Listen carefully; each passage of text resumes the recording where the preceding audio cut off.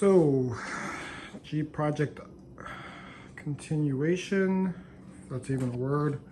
Kind of late night. I already showed you guys what I kind of already did. On the very first video, I said I didn't know if I should take this front off because online a lot of people said that you need to take, sorry guys, the light's in the way, but a lot of guys said to take this front off. It makes pulling the engine out easier.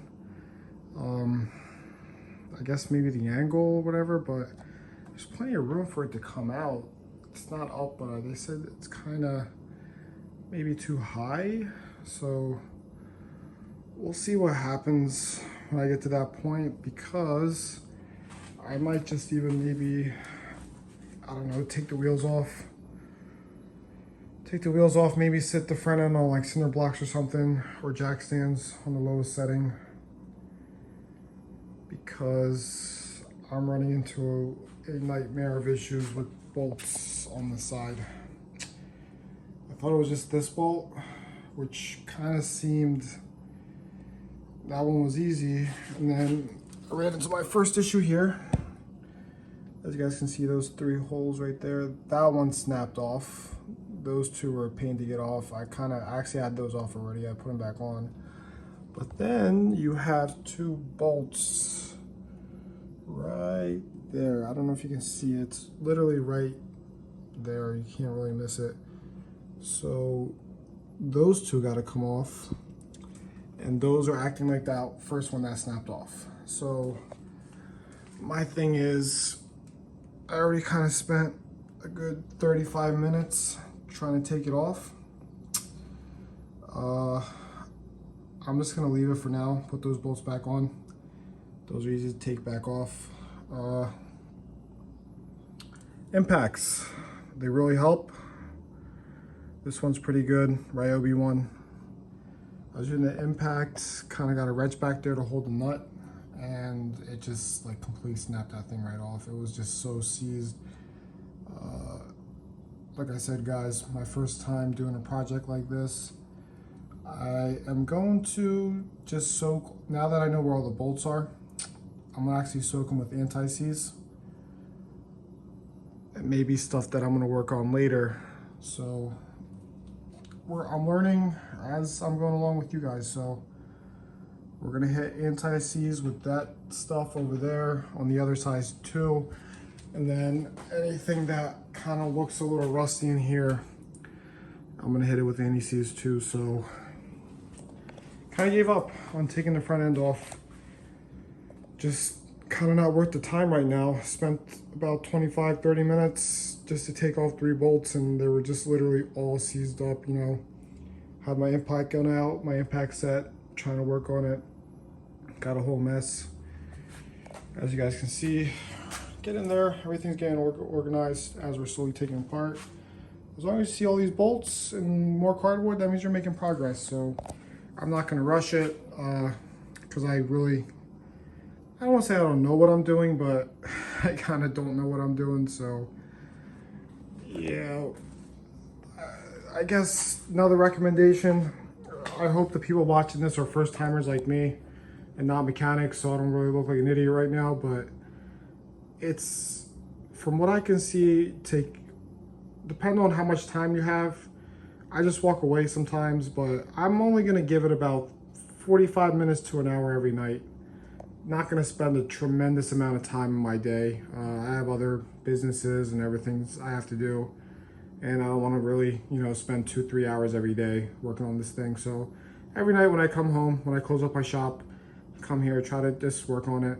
30 minutes, 40 minutes, try to see if any of my friends can come help me. But we're making progress for sure. So like I said, we took everything on the front end off, radiator, that was really easy. Just kind of made of a mess, but I'm gonna clean everything up hopefully. And you guys will see the progress of the garage as we go along, but I'm gonna definitely try to take one step at a time. Tonight was kind of an epic fail because I took the radiator and everything out last night. Was gonna try to take this front out tonight and just realized these bolts are just so rusty on this thing. Or maybe they're just seized up. I don't know, maybe the anti-seize will help. I have to go pick up a bottle tomorrow. I don't have any right now. but I'm gonna skip it anyway. Just spray with it every time I'm working on it. I think tomorrow, I'm just gonna we're gonna have to take the alternator off anyway for the new engine. So tomorrow, my goal is to take off the alternator.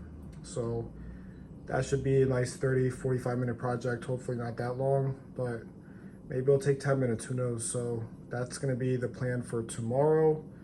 Like I said, guys, today, epic failure. First video, I kind of showed you guys the setup, what you guys need.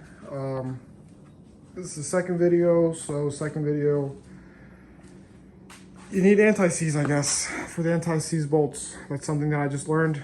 I don't have it, but I'm pretty prepared tool-wise. Not, you know, no $20,000, $30,000 setup, but got probably like good $800, $1,000 invested in my tools. Hopefully I'll get some more. Definitely got to organize stuff, got everything laying around.